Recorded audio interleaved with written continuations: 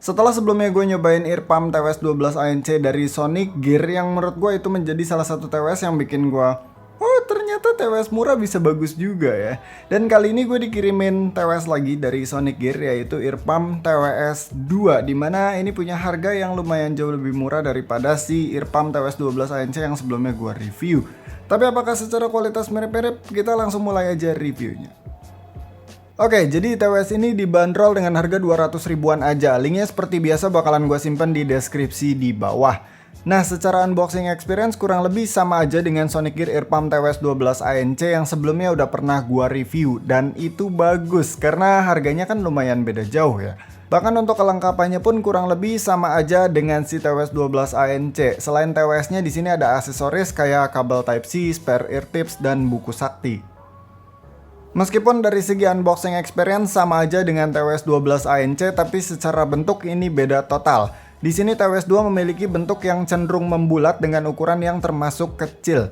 Dimensi case-nya ini cuma sekitar 62 x 40 x 15 mm aja. Jadi asik banget buat dibawa kemana-mana karena nggak makan tempat. Tapi minusnya karena case-nya ini nggak seslim TWS 12, jadi kalau dimasukin ke saku celana ya agak nonjol dikit. Selain itu untuk case-nya ini tentu saja menggunakan bahan plastik, tapi di sini TWS 2 menggunakan finishing soft touch. Enaknya kalau lagi dipegang-pegang lebih lembut dan grippy, nggak gampang jatuh. Tapi minusnya finishing kayak gini nih cukup gampang ninggalin bekas goresan-goresan kecil meskipun nggak bener-bener lukain finishingnya, kecuali kalau goresannya agak dalam.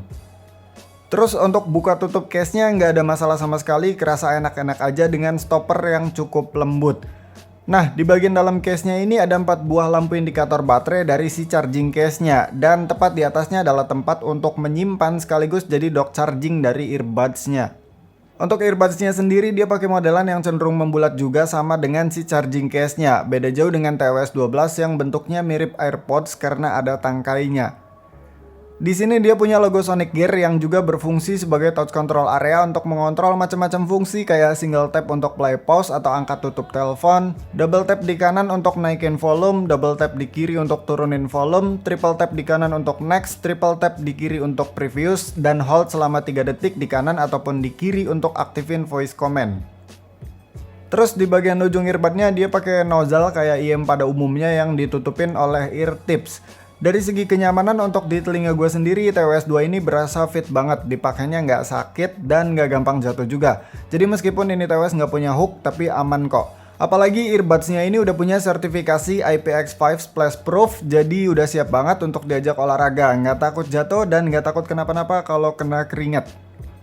Selain itu dari overall build quality case-nya udah berasa solid untuk di harganya, tidak ada flex atau creaking berlebihan, begitupun dengan earbuds-nya. Meskipun kalau diamatin dengan jeli masih ada beberapa potongan body part yang kurang halus, tapi ya wajar sih untuk di harga 200 ribuan. Nah kemudian untuk suaranya TWS 2 ini punya karakter yang cenderung warm tapi juga midnya agak mundur. Karena warm tentu saja dia kuat di frekuensi bawah kayak bass yang berasa nendang dan boomy. Sedangkan untuk midnya ya seperti yang gue bilang cukup mundur kayak V-shape tapi nggak mundur jauh banget dengan detail yang udah cukup banget untuk TWS harga 200 ribuan aja. Sedangkan untuk treble-nya dia berasa pas, nggak kekecilan dengan detail yang bagus juga. Tapi buat catatan aja bahwa TWS 2 ini kalau main di volume gede kayak di atas 50% suaranya tuh jadi harsh.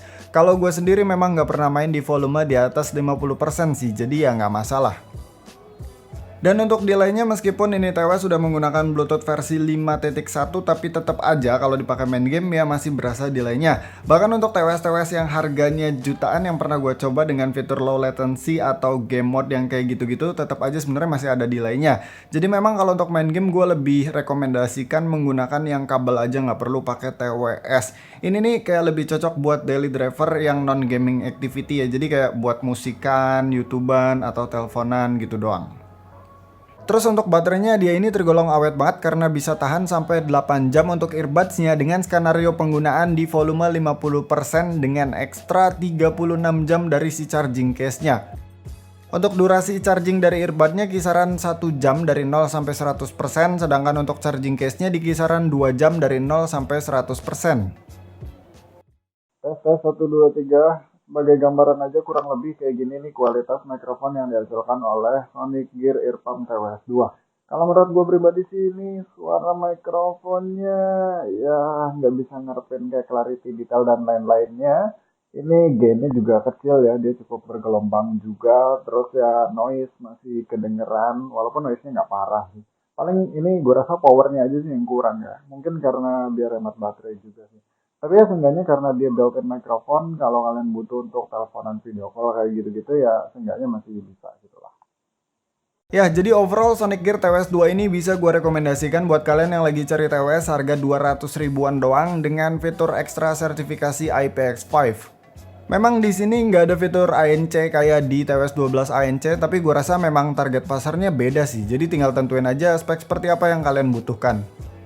Dengan harga 200 ribuan pastinya dibutuhkan komposisi yang cukup rumit. Maksudnya pasti ada aja yang di downgrade demi mengupgrade sesuatu. Tapi untungnya si Sonic Gear Earpump TWS 2 ini cukup balance. Artinya build quality-nya dia memang bukan yang paling solid yang pernah gue coba, tapi segini udah termasuk bagus. Suaranya dia bukan yang terbaik tapi segini udah enak. Dan kenyamanannya ini enak sih buat dipakai lama-lama. Jadi kurang lebih segitu aja reviewnya. Thank you yang udah nonton. Sampai ketemu di video selanjutnya. Bye.